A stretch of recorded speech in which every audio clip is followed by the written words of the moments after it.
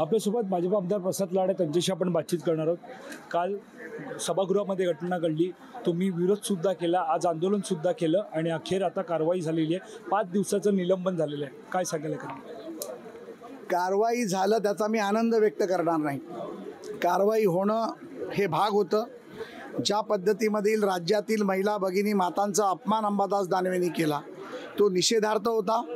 ज्या पद्धतीमध्ये राहुल गांधींच्या हिंदू वक्तव्याविरोधात जेव्हा मी बोललो, त्या वक्तव्याबद्दल बोलत असताना त्यांनी सभागृहाच्या प्रतोदचा एका भारतीय जनता पार्टीच्या आमदाराचा, ज्येष्ठ आमदाराचा सन्मान करणं गरजेचं होतं, परंतु त्यांनी शिवीगाळ केली, आई बहिणीवरनं शिव्या दिल्या, ज्याचा आम्ही निषेध केला, पायऱ्यांवर निषेध केला, सरकारकडे मागणी केली आणि सरकारने त्या मागणीमधनं 5 दिवसात त्यांचं निलंबन केलं।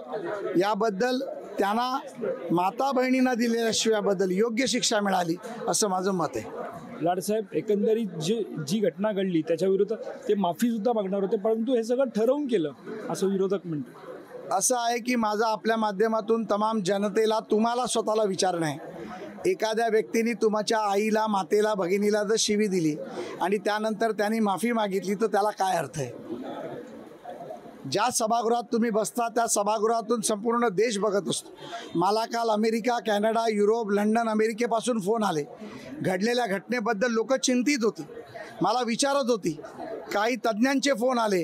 अशा प्रकारची भाषा या सभागृहात होऊ शकते याबद्दल त्यांनी खंत व्यक्त केली।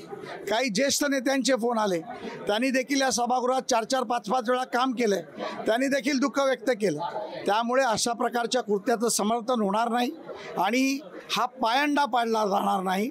आज आम्ही जे केलं या सभागृहाचा मान राखण्यासाठी केलं, या राज्यातील माता भगिनींचा सन्मान ठेवण्यासाठी केलं आणि ज्या पद्धतीत त्यांनी वाक्य वापरली त्याची योग्य शिक्षा सरकार आणि सभापतींनी त्यांना दिली, एवढं मी म्हणेन। अशा घटना घडल्यानंतर उद्धव ठाकरेंनी त्यांच्या नेत्यांना समज द्यायला हवी होती का?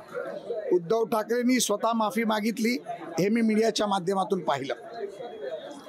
माझ्या आव्हानाला त्यांनी उत्तर दिलं, मी त्यांचा आभार मानतो, परंतु नुसती माफी मागून चालत नाही, तर त्यांनी अंबादास दानवेंचा तात्काळ राजीनामा घ्यायला हवा आणि या केलेल्या कृत्याचा त्यांनी डोळ्यासमोर त्यांच्या मातोश्रीला ठेवावं आणि ह्या केलेल्या कृत्याचं ते समर्थन करतात का हे देखील त्यांनी विचार करावा। तर हे होते प्रसाद लाड आणि आपण पाहतो एकंदरीत त्यांनी संपूर्णपणे या कारवाईवरती एकंदरीत त्यांचं निलंबन जे आहे ते तात्पुरतं न ठेवता कायमस्वरूपी करावं अशी सुद्धा मागणी केली।